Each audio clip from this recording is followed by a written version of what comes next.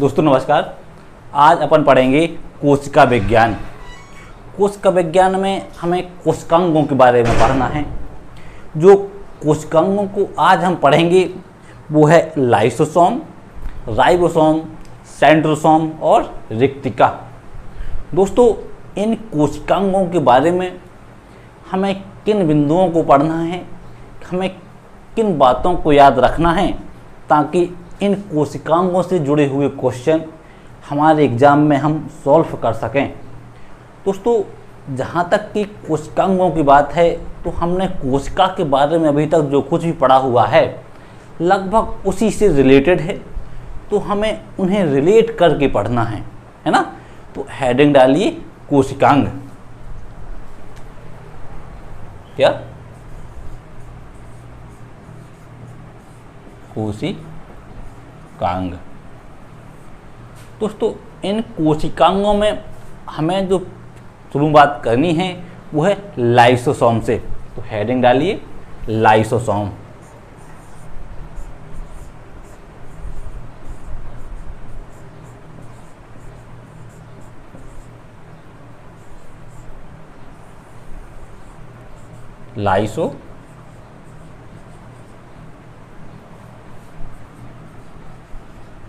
Lysosome. अब दोस्तों देखिएगा लाइसोसोम के कैसे यहाँ से क्वेश्चन बनेंगे।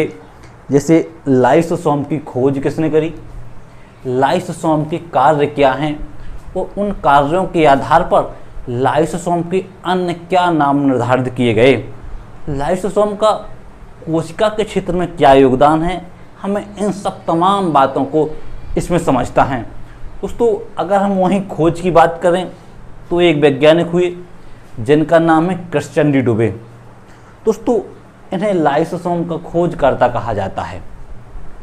इसके उपलक्ष्य में क्रिश्चियन डी डुबे को 1906 में नोबेल पुरस्कार दिया गया।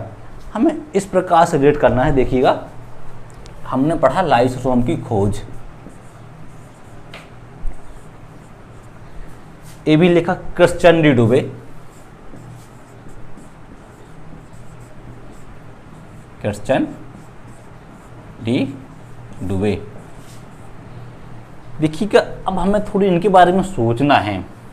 वैज्ञानिक क्रिश्चियन डी डुबे ने लाइसोसोम की खोज करी, ये हमने पढ़ लिया।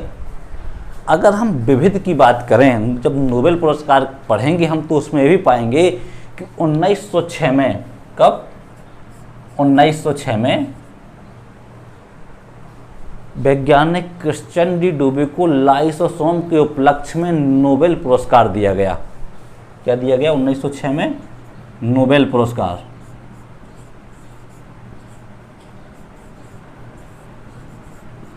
नोबेल पुरस्कार दिया गया।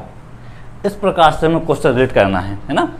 दोस्तों अगर हम वहीं इसके कार्यों की बात करें कि लाइसोसोम का कोशिका के क्षेत्र में क्या योगदान है, तो जो लाइसोसोम होता है दोस्तों कोशिका में प्रवेश करने वाले जो अवांछित पदार्थ हैं, अवांछित तत्व हैं, उन्हें नष्ट करता है। क्या करता है? अगर हम इसके कार्यों की बात करें, लाइसोसोम के कार्य क्या क्या हैं, तो यह हमारी कोशिका होती है, इसमें अवांछित पदार्थों को नष्ट करता है जो उन्हें संक्रमित करने से बचाता है। क्या बचाता है? संक्रमित करने से बचाता है। अर्थात इसका एक ही कार्य है, बहुत सिंपल कार्य है। लाइसोसोम जो होता है कोशिका में प्रवेश करने वाले अवांछित पदार्थों को नष्ट करना। अच्छा, उन पदार्थों को नष्ट करना जो कोशिका को संक्रमित करते हैं। कोशिका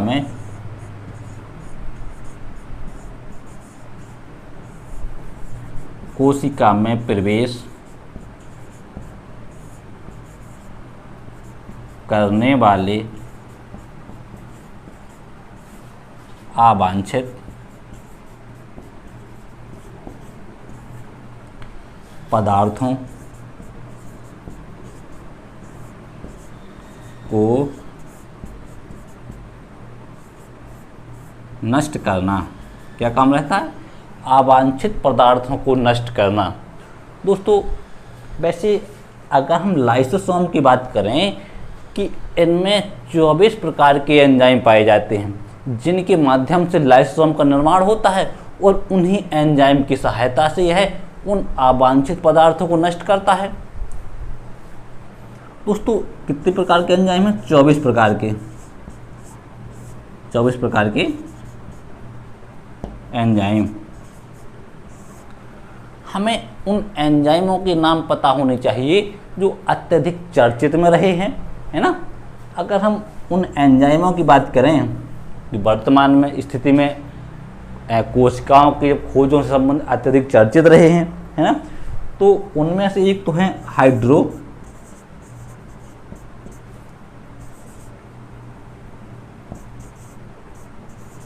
लाइसेज, नहीं वो सॉरी हाइड्रोलेजेज। क्या है? हाइड्रोलेजेज, हाइड्रोलेजेज। दोस्तों जो हमारा दूसरा एंजाइम है लाइपेसेज। क्या है? लाइपेसेज। इन 24 प्रकार के एंजाइमों की सहायता से लाइसोसोम कोशिका की रक्षा करता है। क्या करता है? कोशिका की रक्षा करता है। लेकिन दोस्तों कुछ तत्व ऐसे होते हैं जो इन एंजाइमों के रोकने से वो नहीं रोकते और कोशिका में प्रवेश कर जाते हैं। तो इस स्थिति में जब अवांछित तत्व या अवांछित पदार्थ कोशिका में प्रवेश कर जाते हैं, कोशिका अत्यधिक संक्रमित हो जाती है, तो लाइसोसोम क्या कार्य करता है? देखिएगा, जब कोशिका अत्यधिक संक्रमित हो जाती है,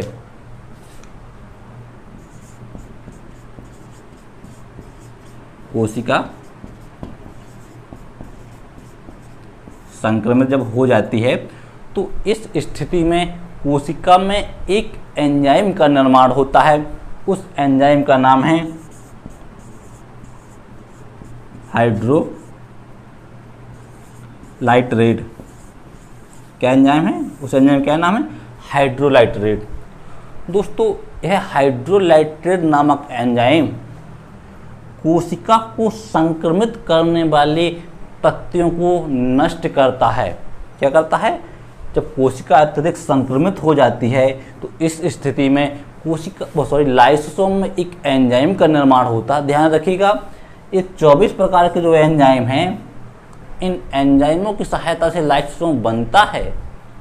लेकिन जब कोशिका अत्यधिक संक्रमित हो जाती है, कुछ अवांछित पदार्थ या अवांछित तत्व कोशिका में प्रवेश कर जाते हैं और कोशिका अत्यधिक नष्ट हो जाती है, संक्रमित हो जाती है, तो इस स्थिति में वहाँ एक एंजाइम का निर्माण करती है। उस एंजाइम का नाम है हाइड्रोलाइटरेट। दोस्तों हाइड्रोलाइटरेट नामक एंजाइम कोशिका को संक्रमित करने वाले अवांछित तत्वों को नष्ट करता है। दोस्तों इसे एटम बम भी कहते हैं। क्या कहते हैं? एटम बम नामक एंजाइम। क्या कहते हैं?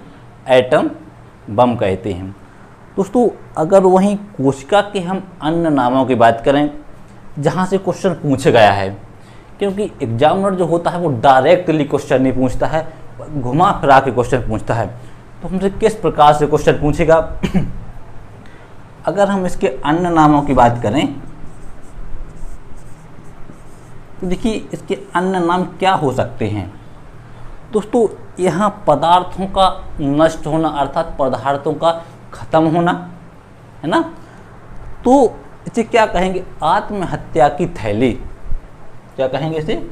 आत्महत्या की थैली। आत्महत्या की थैली। क्या कहेंगे? आत्महत्या की थैली कहेंगे। जो इसका दूसरा नाम एग्जाम में बार बार पूछा गया है वो एक तो है एटम बम,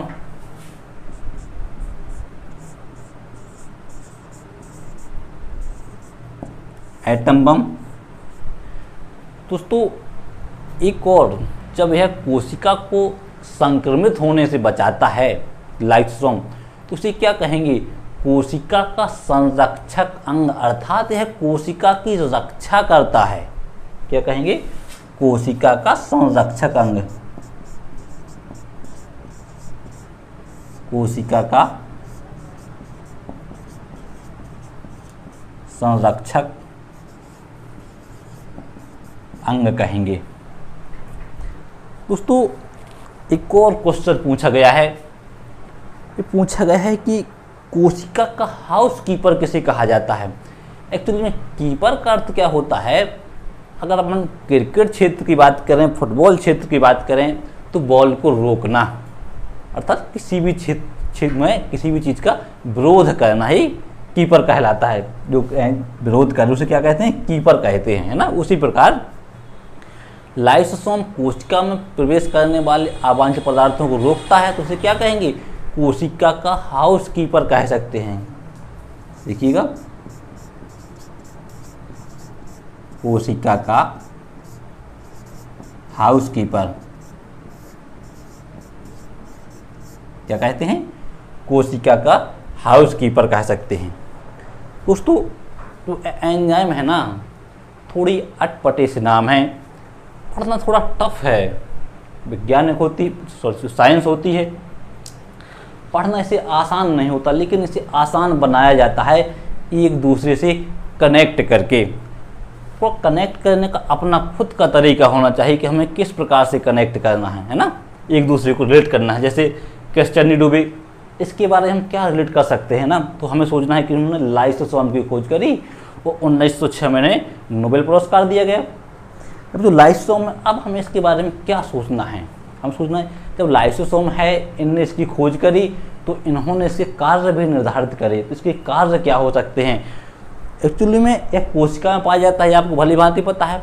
यह कोशिका में प्रवेश करने वाले अवांछित पदार्थों को नष्ट करता है, कोशिका को संक्रमित होने से रोकता है।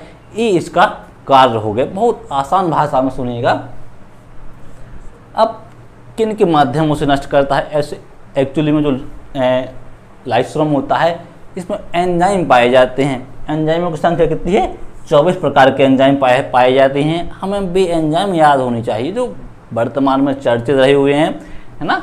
ये लोग तो करेंट में मिल जाएंगे, हाइड्रोलेजेज, लाइपेसेज, है ना। और एक और एंजाइम है, जैसे कोशिका अत्यधिक संक्रमित हो जाए तो जो लाइसोसोम है उसमें एक एंजाइम का निर्माण होता है जिसका नाम है हाइड्रोलाइटरेट, है ना। तो इसे एटम बम भी कहते हैं। और ये जो कोशिका संक्रमित हो जाती है उसे संक्रमित विहीन करते हैं, स्वस्थ बनाती है। एक और यहाँ से लाइसोसोम से क्वेश्चन पूछा गया है। दोस्तों जो स्तनधारी होते हैं उनमें जो लाल रक्त कणिकाएं पाई जाती हैं, दोस्तों स्तनधारियों की लाल रक्त कणिका में लाइसोसोम अनुपस्थित होता है। देखिए क्या बात पूछा गया है कि स्तनधारियों की लाल रक्त कणिकाओं में लाइसोसोम उपस्थित होता है या नहीं? उसमें उपस्थित नहीं होता है। स्तनधारी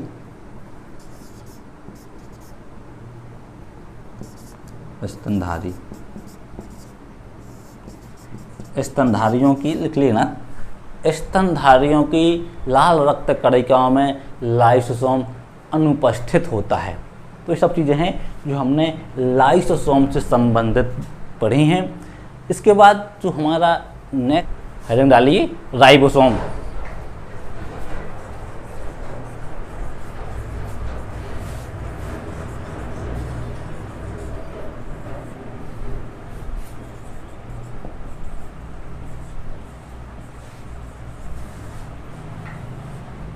दोस्तों इसे भी हमें उसी प्रकार से पढ़ना है कि राइबोसोम की खोज किसने करी। अगर हम इसके खोज के बारे में बात करें तो हेडिंग खोज। दोस्तों इसकी खोज से संबंधित दो वैज्ञानिकों का नाम आता है। एक तो हैं क्लाउड और एक है पैलिड। क्लाउड और पैलिड कौन है? क्लाउड और पैलिड। दोस्तों इन्होंने मिलकर राइबोसोम की खोज करी। क्या की? क्लाउड और पैलिड ने मिलकर राइबोसोम की खोज करी। दोस्तों जो राइबोसोम होता है ना, यह आरएनए और प्रोटीन का बना होता है। किसका बना होता है? आरएनए और प्रोटीन का। दोस्तों राइबोसोम में प्रोटीन का निर्माण होता है, इसलिए इसे प्रोटीन फैक्ट्री भी कहते हैं। क्या कहते हैं? Protein factory. जाहिर सी बात है, जिस फैक्ट्री जहाँ जिस चीज़ का निर्माण होगा उसे उस चीज़ की क्या करेंगे? फैक्ट्री कहेंगे। उसी प्रकार प्रोटीन का निर्माण राइबोसोम में होता है। कई बार एग्जाम में पूछा गया है, कितना महत्वपूर्ण क्वेश्चन भी बनता है कि जो प्रोटीन होता है इसका निर्माण कहाँ होता है, तो इसका आंसर होगा राइबोसोम। तो देखिएगा थोड़ी, तो राइबोसोम है आरएनए और प्रोटीन का बना होता है। किसका बना होता है? प्रोटीन का बना होता है। वहीं हम आरएनए के फुल फॉर्म की बात करें तो राइबो न्यूक्लिक एसिड। क्या होता है? Ribo nucleic acid. तो राइबोसोम में प्रोटीन का निर्माण होता है।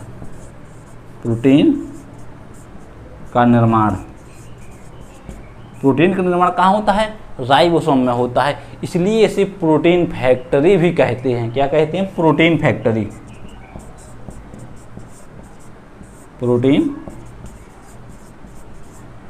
प्रोटीन फैक्ट्री कहते हैं। किसे कहते हैं प्रोटीन फैक्ट्री? राइबोसोम को। दोस्तों यदि राइबोसोम कोशिका द्रव्य में उपस्थित होता है तो उसे पॉलीराइबोसोम कहते हैं। क्या कहते हैं? पॉलीराइबोसोम। क्या कहते हैं? पॉलीराइबोसोम कहते हैं। तो ये सब जो राइबोसोम से मुख्य जुड़ी हुई बातें हैं, राइबोसोम की खोज, राइबोसोम काहे से बनता है, आरएनए प्रोटीन, आरएनए की फुल फॉर्म की बात करें तो राइबो न्यूक्लिक एसिड, राइबोसोम में प्रोटीन का निर्माण होता है, इसलिए इसे प्रोटीन फैक्ट्री कहते हैं। यदि राइबोसोम कोशिका द्रव्य में उपस्थित होता है तो इस स्थिति में से पॉलीराइबोसोम कहते हैं। क्या कहते हैं? पॉलीराइबोसोम। तो ये हुआ हमारा राइबोसोम। दोस्तों एक और कोशिकांग को देखिएगा, रिक्तिका। हेडिंग डाल लीजिए, रिक्तिका।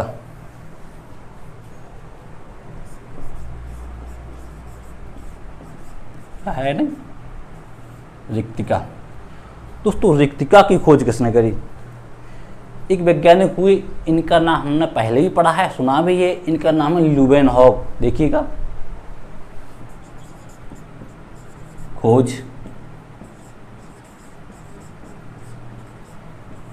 ल्यूवेनहॉक। दोस्तों ल्यूवेनहॉक को कोशिका का खोजकर्ता कहा जाता है। अगर हम ल्यूवेनहॉक के बारे में बात करें तो ल्यूवेनहॉक ने कोशिका को सर्वप्रथम देखा और कोशिका का अध्ययन किया। ये हमने जब कोशिका को प्रारंभ किया था हमने तब पढ़ा था। दोस्तों जो रिक्तिका होती है जंतु कोशिका और पादप कोशिका में उपस्थित होती है। कहाँ होती है? जंतु कोशिका और पादप कोशिका।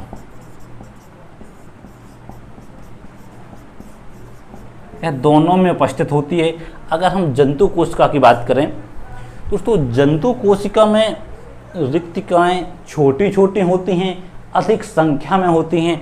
वहीं हम पादप कोशिका की बात करें तो पादप कोशिकाएं में जो रिक्तिकाएं हैं बड़ी संख्या में होती, बड़ी होती हैं, इनका आकार बड़ा होता है और संख्याएं कम होती हैं। देखिएगा इसमें ये छोटी छोटी होती हैं लेकिन संख्या अधिक होती है। वहीं पादप कोशिका की बात करें तो बड़ी बड़ी होती हैं। रिक्तिकाएं कैसी होती हैं? बड़ी बड़ी, अर्थात रिक्तिकाओं का आकार पादप कोशिकाओं में बड़ा होता है। वहीं संख्या कम होती है। क्या होती है? संख्या, इनकी संख्या कम होती है। अगर हम इसके मुख्य कार्य की बात करें, रिक्तिकाओं का मुख्य कार्य क्या होता है दोस्तों? जो हमारी पादप कोशिका है, इन पादप कोशिकाओं को आकार प्रदान करना या इनका आकार सुनिश्चित करना क्या होता है? पादप कोशिका का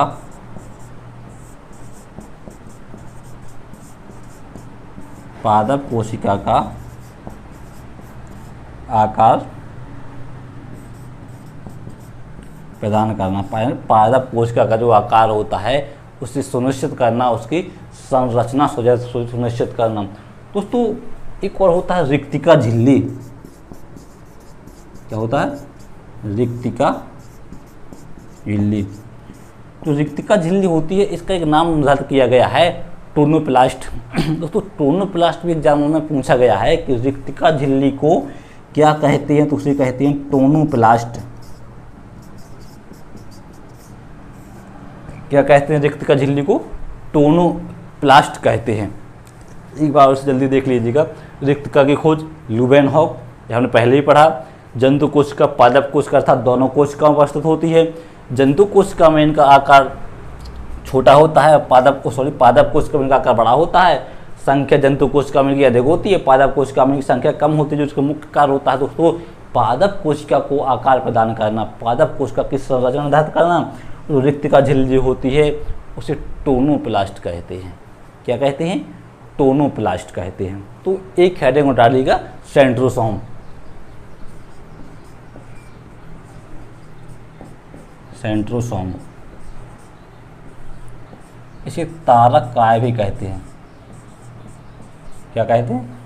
तारक काय। दोस्तों जैसे सेंट्रोसोम की हम खोज की बात करें कि सेंट्रोसोम की खोज किसने की, क्योंकि यहीं से क्वेश्चन प्रारंभ होता है कि सेंट्रोसोम की खोज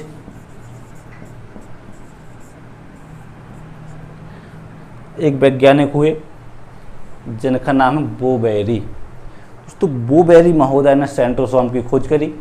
किसने खोज करी इनकी खोज? बोबेरी। बोबेरी महोदय ने सेंट्रोसोम की खोज करी। दोस्तों जो सेंट्रोसोम होता है ना, यह केवल और केवल जंतु कोशिकाओं में पाया जाता है। किसमें पाया जाता है? जंतु कोशिकाओं में पाया जाता है। यह लगभग प्रोटीन का बना होता है। प्रोटीन की बनी खोखली नली होती है। इसके बारे में बात करें, काय का बना होता है। देखिएगा, सेंट्रोसोम जंतु कोशिकाओं में पाया जाता है। कहाँ पाया जाता है? जंतु कोशिकाओं में पाया जाता है। क्या? सेंट्रोसोम। यह किस चीज़ का बना होता है? इसका आकार कैसा होता है? दोस्तों यह प्रोटीन का बना होता है। किसका बना होता है? प्रोटीन का बना होता है। इसका आकार बेलनाकार होता है। बेलनाकार, प्रोटीन की बनी बेलनाकार एक खोखली नली होती है। एक्चुअली में ये प्रोटीन की बनी बेलनाकार खोखली नली होती है। क्या होती है? प्रोटीन की बनी बेलनाकार खोखली नली होती है सेंट्रोसोम। क्या होती है? सेंट्रोसोम। दोस्तों सेंट्रोसोम है ना, इसमें एक या दो सेंट्रियोल उपस्थित होते हैं। क्या उपस्थित होते हैं? सेंट्रियोल। इन सब के बारे में हम आगे जब कोशिका विभाजन पढ़ेंगे तो बहुत विस्तार से पढ़ेंगे। सेंट्रियोल, इनकी संख्या एक या दो होती है।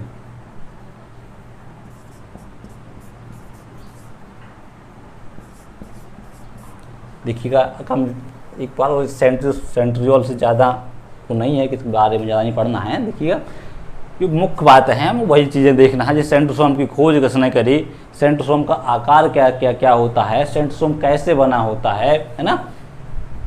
सेंट्रोसोम कहाँ उपस्थित होता है? तो यह जंतु कोशिका में उपस्थित होता है। कई बार पूछा गया कि सेंट्रोसोम की उपस्थिति कहाँ होती है, तो है जंतु कोशिका में, अर्थात पादप कोशिका में सेंट्रोसोम नहीं उपस्थित होता है।